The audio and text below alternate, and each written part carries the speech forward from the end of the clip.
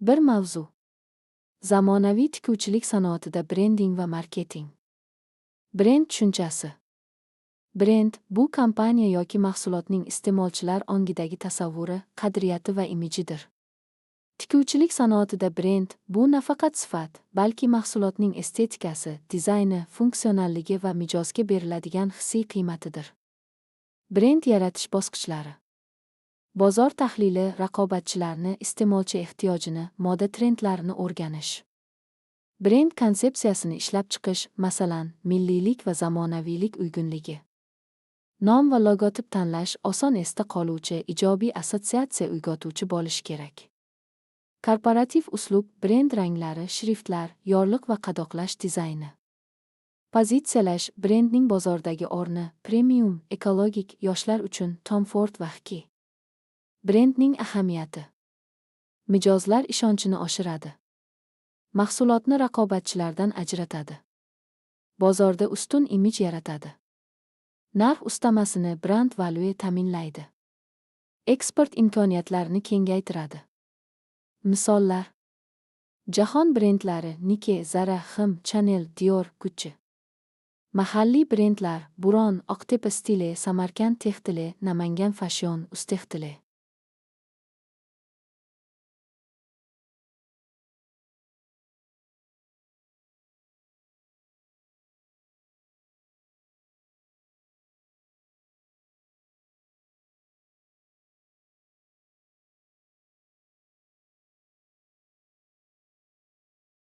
Moda industriyasida narx segmentlari.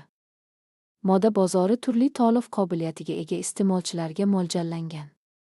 Har bir segmentning o'z strategiyasi, sifat darajasi va dizayn talablari mavjud. Asosiy narx segmentlari. Segment nomi tavsif misollar luxuriy, hashamatli, eng yuqori sifat, qo'l mehnati, eksklyuziv kolleksiyalar Louis Vuitton, Dior, Chanel premium yuqori sifatli, lekin ommaviy ishlab chiqariladigan mahsulotlar Hugo Boss. Maramidli, o'rtacha narx va sifat, trendga mos dizayn Zara, Mango, Massimo Dutti mass market, ommaviy, arzonroq, ko'p miqdorda ishlab chiqariladi. 5 ga, Uniqlo low cost budget eng past narx, asosiy ehtiyojlar uchun Primark, Walmart. Segment tanlash omillari. Mijozlarning daromad darajasi. Ishlab chiqarish xarajatlari. Dizayn va moda yo'nalishlari. Bozor joylashuv va logistika. Brend strategiyasi, premium, ekologik, yoshlar bozori va Hki.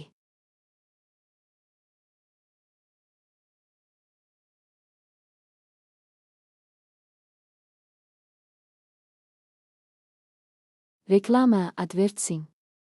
Moda sohasida reklama nafaqat kiyimni, balki hayot tarzini, lifestyle sotadi. Maqsad, mijozda his uyg'otish va brendga sodiqlik shakllantirish. Reklama kanallari. An'anaviy OAF, jurnallar, bannerlar, moda kataloglari. Moda ko'rgazmalari va defilelar, yangi kolleksiyalarni taqdim etish. Online reklama, Google Ads, Instagram, Facebook, TikTok reklamalari. Influencer marketing, mashhur blogerlar, model va san'atkorlar orqali reklama. Reklama turlari. Vizual reklama, suratlar, bannerlar, videoroliklar. Emotsional reklama, his-tuyg'ular orqali brendga yaqinlik yaratadi. Content marketing, bloglar, maqolalar, moda tavsiyalari. Public relations. Bu jamoatchilik bilan ijobiy aloqa o'rnatish va brend imijini shakllantirish jarayoni. Faoliyatiga quyidagilar kiradi. Ommaviy tadbirlar va defilelar. Matbuot anjumanlari, intervyular. Ijtimoiy loyihalar va ekologik tashabbuslar. Brend elchilari, brand ambassadors bilan hamkorlik. Misollari. Tonscho's Tolletion ekologik tashabbusi. Levis, Buy Better, Bear Longer shiori bilan barqaror moda targ'iboti.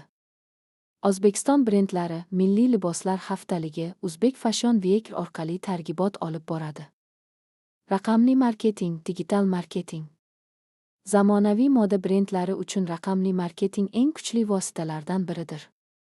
Internet orqali mijozlar bilan bevosita aloqa o'rnatish imkonini beradi.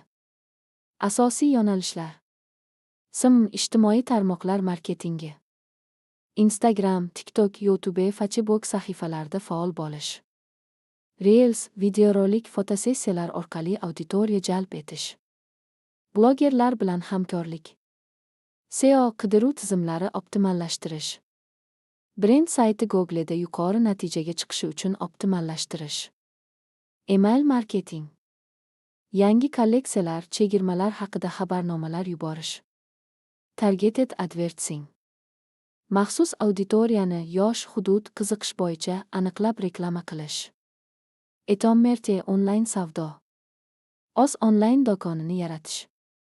To'lov tizimlari va yetkazib berish xizmatini avtomatlashtirish. Misollar: Zara, Tom, La Moda, Wildberries asos.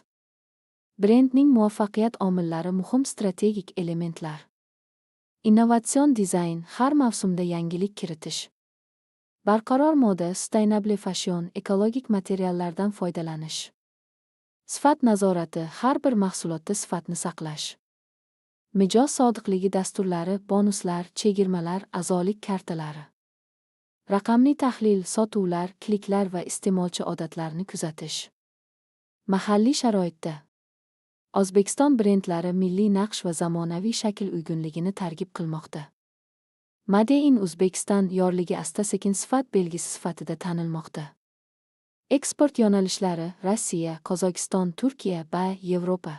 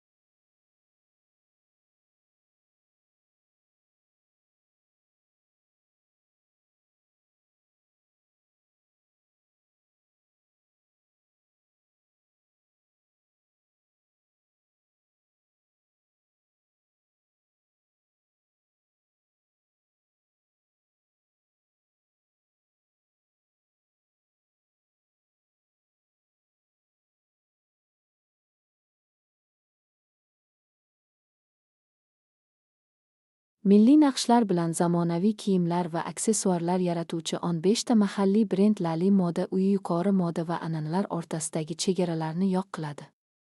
Brendning 2023 yil bahor-yoz kolleksiyasi nafis liboslar va kostyumlarning keng tanlovini o'z ichiga oladi va sizning asosiy garderobingiz mahalliy rassom Inkuzart bilan hamkorlikda yaratilgan cheklangan bosma futbolkalarni ajoyib tarzda to'ldirishi mumkin. Dildora Kasimova brend dizayner Dildora Qosimova brendi har biri sharqona aks-sadoga ega bo'lgan liboslar va aksessuarlar to'plamlarini ishlab chiqaradi. Mahsulotlarni bezash xalq san'atidan ilhomlangan, zardozlik, kashtachilik, sozana va boshqalar. Nafis choponlar, ko'ylaklar va kostyumlar yuqori moda va o'zbekona naqshlarning uyg'unligini ifodalaydi. Brend nafaqat ko'chaga, balki uyga ham kiyim liniyalarini taklif qiladi. Baxmaldan yasalgan zamonaviy sumkalar, ko'ylaklar, sharflar, ko'ylaklar va hatto adras va atlasdan yasalgan korsetlar o'zbek hunarmandlarining barcha qo'l mehnati namunalarini brendning ko'rgazma zalidan topish mumkin. Ularning ko'pchiligi nafaqat zamonaviy, balki universal hamdir. Do'kondagi ba'zi kiyim modellari ikki tomonlama bo'lib, o'zida milliy motivlar va har kunlik asosiy ranglarni birlashtiradi. Do'konda bolalar uchun ham kiyimlar bor. Ushbu brendning o'zbek tilidagi yozuvlar va milliy naqshlar bilan bezatilgan futbolkalari va hudilari allaqachon yoshlarga yoqib qolgan. O'zbek identitida tumorli zamonaviy shopper xarid qilish yoki Plov Lovers klubga rasman a'zo bo'lish mumkin. Do'kon assortimentida o'zbek matosi qo'shilgan klatchlar ham mavjud bo'lib, brend har bir xaridga sharqona tasvirlar tushirilgan otkritka va stikerlarni sovg'a qiladi. Dizayner Dilnoza Umirzakova brendi, u o'zbek uslubi elementlari bilan ayollar kiyimlarini taqdim etadi. Ko'pincha xorijiy brendlar bilan hamkorlik o'rnatiladi. Xulosa: brending bu faqat logotip emas, balki brend falsafasi va qadriyatidir. Marketing bu mahsulot va iste'molchi o'rtasidagi ko'prikdir. Moda industriyasi raqamli texnologiyalar, ijodkorlik va ijtimoiy mas'uliyat bilan uyg'unlashganda barqaror rivojlanadi.